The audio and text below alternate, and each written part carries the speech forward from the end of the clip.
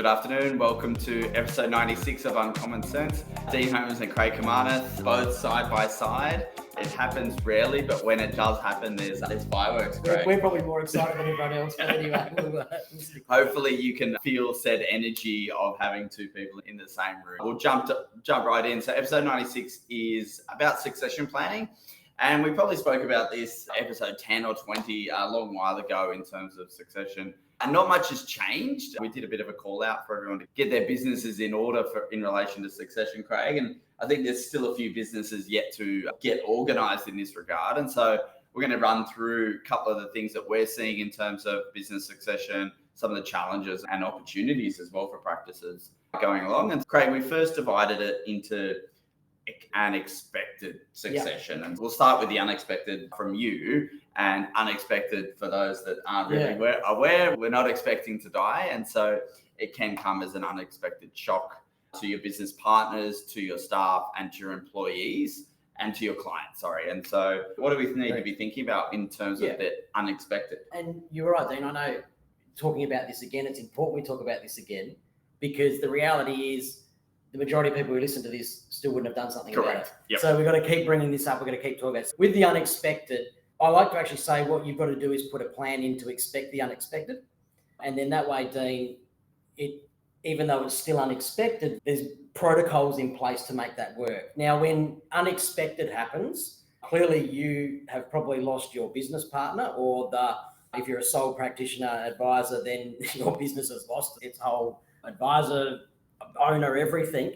But you should have a plan. So there's going to be a number of people involved in this plan. One, there's going to be your family on one side of this, and then there's on the other side, it's going to be the person who's buying your business or taking it over or taking that share over. And I think some of the great things that work for the people who have got this sorted out is a plan in place that says if an unexpected event occurs, first of all, this is the price. Yep. So no one's guessing. And typically what I see when people do an unexpected price, it's normally at a bit of a discount to what the market price probably would be. Because there's going to be some challenges with taking over that business. There's not the handover in terms of what the advisor may have known about the clients. There's a disruption from the client's perspective as well. Sometimes fees might have been turned off that same day in terms of some of the licensees' opinions on how can you deliver ongoing service if you're not alive, if we can just joke about it ever so slightly. And so there's a lot of challenges in relation to that. And so what we're definitely saying is that agree the price, make it attractive for the acquirer in terms of that. And if you're worried that your family's not going to get enough money, that's when life insurance comes in. And so the reality is that if that's a genuine concern around the wealth for your family, life insurance is cheaper and easier than worrying about maximizing the sale process of a business when you're dead. And I think the other important part of this is once that plan's in place, you've actually got to sit down with your partner and your family or whoever's going to inherit those proceeds and explain to them really clearly, this is the plan we've put in place. This is why the fee is like the revenue, the income will be this that we're being paid. Yep. This is the payout figure. This is what it means. This is how you get it. This is what, so they know that, because again, if the person who's picking up the pieces for you has to then also try and explain to your family who's grieving you. What vendor finance is, for example. That's not fair on the person who has to take over. Yep, that's true. Because the last thing they want to be doing probably to a grieving family is seeming like they're just coming in, and it's a hard chat. So you actually have to make sure, and I've seen this actually live where it wasn't quite unexpected because we knew the person was going to pass away because they got sick, but then getting sick was unexpected. And so the plan we then had to put in place, we had to make sure that their family knew. And there was vendor finance, there was these things. And so their family knew, and therefore their estate knew exactly what plan was put in place. So they didn't sit there and question and go, oh, is that fair? Is it right? Is it wrong? They knew what it was. Absolutely. And so this unexpected category is obviously, we're saying now with the think about the valuation, and most likely it's sitting at a discount. You've got to find the person or the business ahead of time. And some of the other things that we're seeing, Craig, is that if you found that person, you're more likely, or there's a chance you can work with that person during temporary times as well. And so you're seeing businesses that are dual authorized or humans that are dual authorized across two different cars, same licensee, of course. But that just means that the client can be looked after when that advisor is in hospital, is on holidays, or a lot of other things as well. So that having that person within your business. And so I think you speak to your licensees and work out almost like a buddy system for those type of transactions to give the clients the security that you're going to be transferred, and to give your family security that there'll be an exit to the business, because you don't want to leave your spouse winding up a business, for example. That's a lot of work. You just got to do it, mate. The worst thing I hear is, but the licensee will take care of it if something happens. No, they won't. They'll turn off the fees. They'll just turn the fees off. Being black and white brutal about it, like, you need to take responsibility for this. You need to find the person who's going to take over your business if something unexpected happens. And if you're sitting there right now as a sole practitioner in particular, and you do not have a business buddy, then your action before Christmas is to go and find a business buddy. Find the business buddy and start the conversation. And then it can be, you can do it both ways then. You don't know who's going to die when you start this conversation. That's right. But it would likely be, as you find this business buddy, that you're finding one over the other and merging them all together. Correct. So that's really good. So there's a couple of things around that unexpected, that it's just discipline around making sure you've got a well-organized business to have these elements thought through in case of emergency. The more likely scenario mathematically, Craig, is a planned succession. Yep. And so we've got a couple of different categories to talk through here. And it's like internal succession, partial succession, and then a full sale that we'll talk through. And so let's just kick off with the internal succession. What are you seeing that's working in that, and how are the conversations starting? Yeah, so again, it's what's working is a well-documented plan.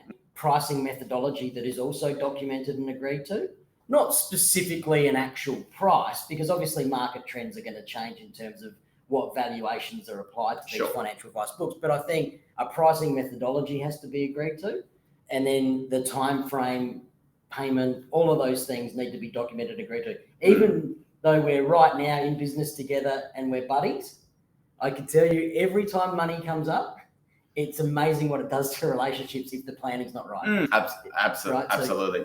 And so one of the challenges, I think, is that the principal, the older advisor, typically, they just want to hold on to the business a little bit too long. And I see this because in my world, I start financial planning businesses. And so the contrast is that if you're not having a succession conversation with your junior advisors, I'm having a conversation with them about starting their own business. And I really think the conversation has to start earlier. We're seeing some practices start to talk about this 3-year option or 3-year transaction of a pathway to equity. And so this is a conversation whereby you can agree some price and terms and KPIs all together today. And then in 3 years' time, assuming the KPIs are met, there's a transaction at today's value, not 3 years value. Right. And this doesn't have to be for 50% of your business. No. This can be for 5%. This can be for 10% of the business, which means that you're not giving up a lot in the short term, but you're actually gaining so much more by retaining that younger or other advisor in your practice by helping them get ownership in the business. Because if you don't do that, we've got which we'll get onto, the other sides of the coins as well. Yeah, and I think you've got to make that call. You know what people are in your business. You know the ones who you want to stay. And that incentive is just getting stronger and stronger. There are those rare advisors out there who are perfectly happy to be an employee and are very loyal to a business and will stick in and stay and do a wonderful job for their entire tenure there. But it feels like the younger ones coming through now do have their eye on that equity prize. Absolutely. And it's not, equity is like the solution. What they're probably initially looking at is the right amount of remuneration in total for the responsibility that they're taking on. And so if you think about it, that the advisor might manage $1 million worth of revenue, what is the right way in which a percentage of that revenue finds its way to an advisor? Now that might be partly in a salary and partly in a dividend because they own the practice, but the sum of those two has to be reasonable to keep the advisor. Because if they don't have those two, they're not and a pathway to equity. They're looking at the alternatives, which is other businesses that do have documented and communicated pathways to equity. So I know a couple of firms that will talk about their pathway to equity in the interview process of hiring a new advisor. So that's really appealing to a young advisor, but we have to have that documented process of a pathway to equity, and don't just dangle the carrot, actually do the work, because carrots don't work. Legal agreements and documents actually work in this regard. And what I'd say to the young advisors out there who are listening to this, also don't be entitled. Don't just expect you're going to get this, right? You've shown up, you're just entering. The person you're probably working with has been doing this for years. They've taken all the risks. They've had the highs, the lows, and all of that kind of thing. So don't walk in entitled. Walk in willing to actually really work your butt off to make an impact on that business, to build to that equity position. And you're going to share some of that pain too to get there. Yeah, absolutely. There's that whole thing of going, I brought on $100,000 worth of revenue, and now you're letting me buy in what I built. And the argument has to be fair in saying, I paid you a salary to bring that revenue on. So you're getting a salary to build the business. You're not having to buy back just that equity that you built on. So I do think it's fair. I do think there's a fair medium in this regard. And the idea of working through an options process or a forward price, today's price somewhere in the future, gives the younger advisor that ability to see, if I do the work, grow the business, and I can buy today, that's actually a pretty good outcome for me. Second problem, that when you have the right to buy something, you also need to have the money to buy it at the end of the day. And what we're seeing there is that sometimes the business can lend you the money, whether on paper or help you go to the bank. I know Westpac and NAB can help, for example, in terms of bringing the new shareholder in and getting them a loan. But that is a challenge, especially when young advisors are trying to buy property and build other wealth. It can be a little bit of a challenge. And so vendor finance can be a relatively attractive for both parties, because you don't need to then introduce the bank. I'll happily lend someone money against the value of my business or the value of their business, because I know and understand the value really well. And so you can be confident in that regard.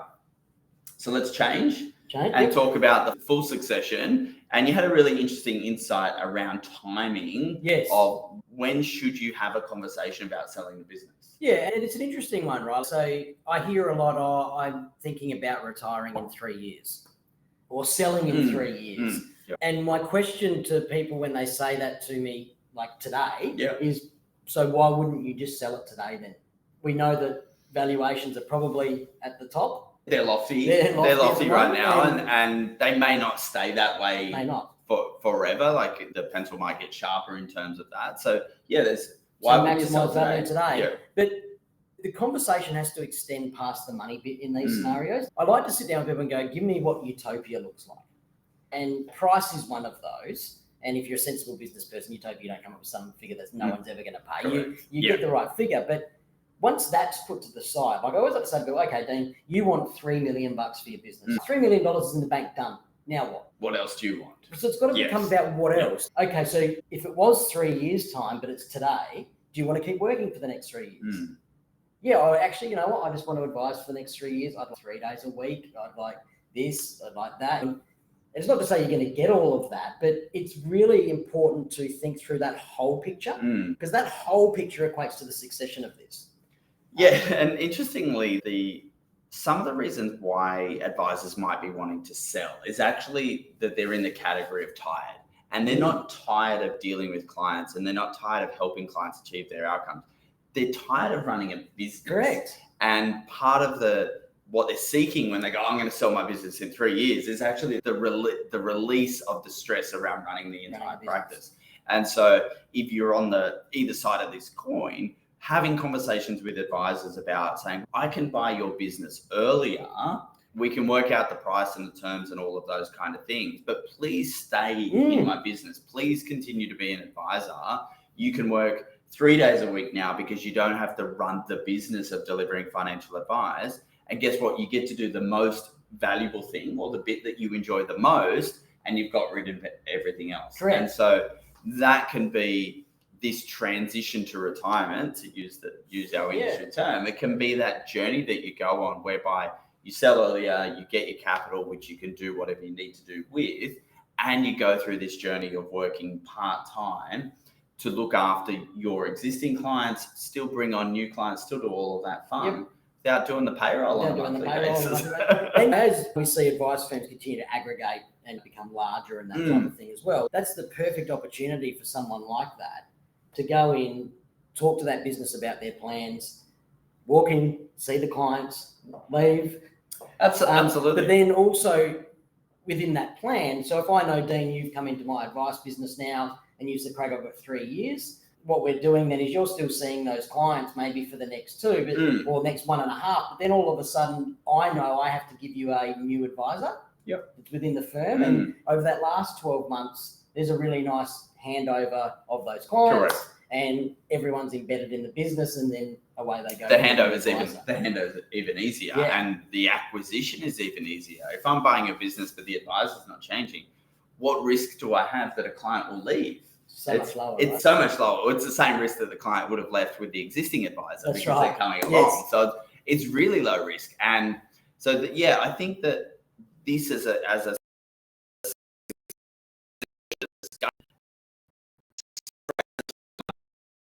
environment to go, actually, there's really clients, but I want to find the right partner ahead of time to bring my clients to. And that definitely, there's lots of advisors that want to find the right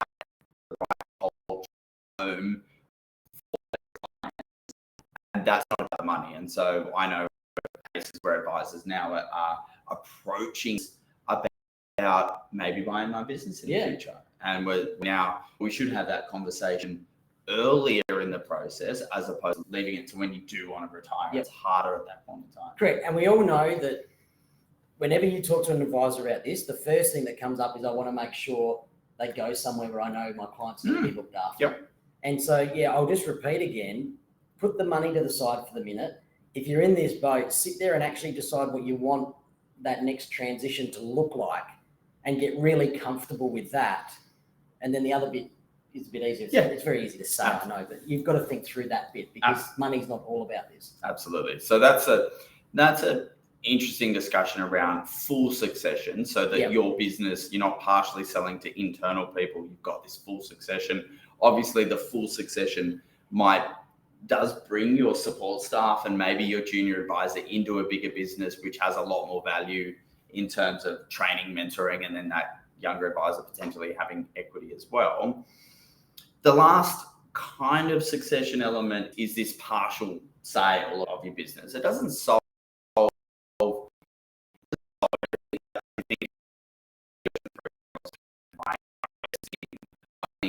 20 or 30.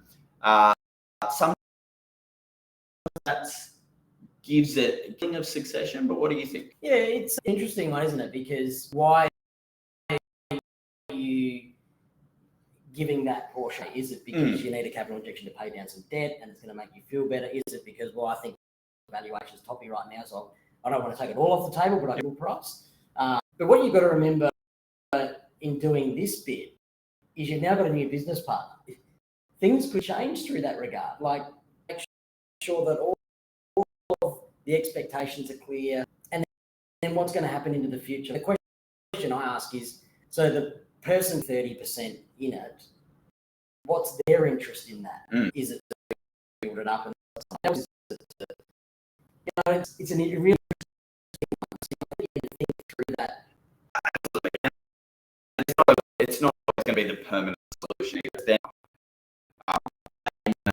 you wouldn't make 100% of the business. Not the business they're in. Now and not doing capital. But yes, it's not always a solution, but it does give you another option. Because the dynamics of the business might change to the extent that it becomes more valuable because you pay you get some more systems and process knowledge from that broader partner. But it's by essentially bring that up, also elevates your sophistication. Partners do want to have documented shareholders agreements and conflicts and manage unplanned death I mean, you're right. It brings probably a better level of governance into the business to make sure that those things operate smoothly and according to, because the minute someone's taking some equity in your business, they're expecting a bit in terms of this discussion. How have you facilitated discussions in the past? Like, what have you done in rooms, having business owners, make sure that they're at least talking about it? You can't. I remember back in security years ago, we hosted a lunch for single hour practice, and at that stage, we actually said, we don't even know if you exist.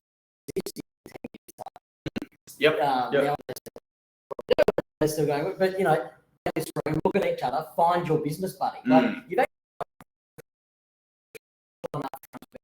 and so, this is a joke. It happens every time. What's going to happen next? Do it. It's the old oh yeah, you can Google that. You've got to do it, and you've got to be really open, really honest, and you've got to tell everyone what they really need. That's what I was talking before about one thing. What's all the other bit?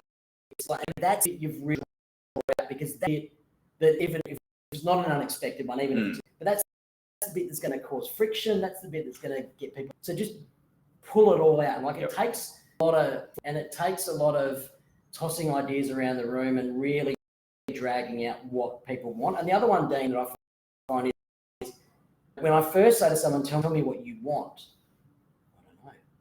Yeah, I haven't even thought about it. I want 3 times revenue, Craig. I know that bit. But what else I don't know? And you really need to think about that. Absolutely. I think on the flip side, if you've got your succession plan thought through, there should be an opportunity for you to talk about that with the other practices.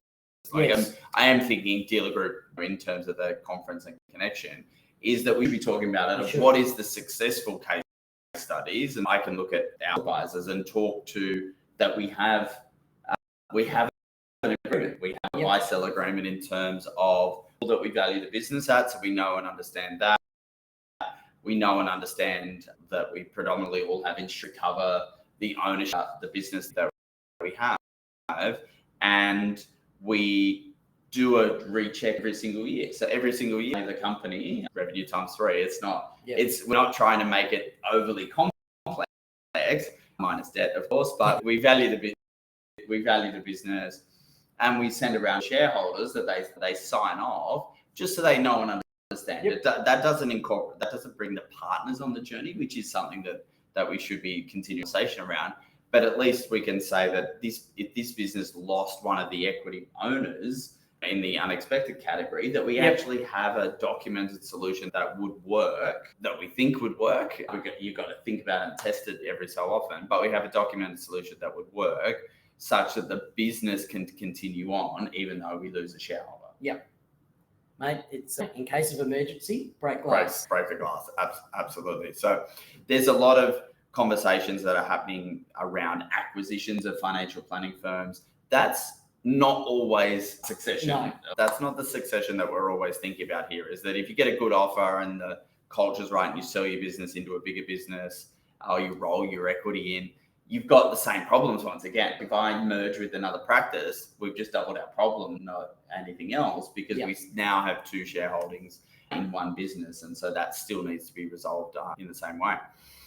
So Craig, call to action. If you don't have a business buddy and you're a sole practitioner, you need to go and find a business buddy right now. Yep. Prevention is better than I don't know what you would do if you don't even have someone, because it's the expectation is that someone's got to come in and help. Yeah. And I don't know who that is.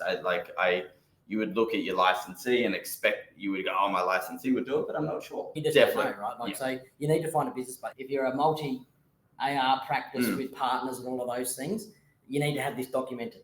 Yep. Don't just say, we know what we do. Actually document it, actually put rules around it, and have something, again, in case of emergency, break glass, follow the process. That way no one gets angry. Everyone knows what they've agreed to.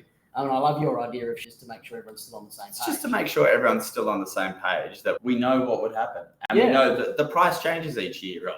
constantly goes up, right? Yeah. But the price changes. And so it's that reset of the expectation. Got $1 million of insurance, but the value went up. Yep. Now I have a gap. What do we do with the gap? Because we don't always want to go and reinsure, That's right. but we can talk about the gap and say, if that gap did happen when you died, then that's vendor finance. And we know and understand that. But if you don't do this kind of iteration, you will find yourself in a scenario where you had some insurance or you didn't check the agreement, and then we've got complexity. The other interesting thing you said there, the price changes every 12 months. Yeah. Everyone's lives change every 12 months too. And so that rechecking could trigger something, oh, something's happened to me. I need to rethink that and bring that to the table as well. So it's that regular check-in is good for all of those things. Okay. So, mate, there's no doubt. It was. Be similar, right? But We just have more listeners now, Craig. just get it in place. This is on you. It's your responsibility. You just have to go and do it. So, Craig, so that's the end of the episode. Craig and I had a little bit more time together after we end the cast. But thanks for listening. If you have session issues or questions, reach out to Craig and I. We can point you in the right direction or help you have an initial conversation with your business partners just to make sure you're moving this forward in the right direction before Christmas. That's great. Thanks for listening. See you next time. Bye.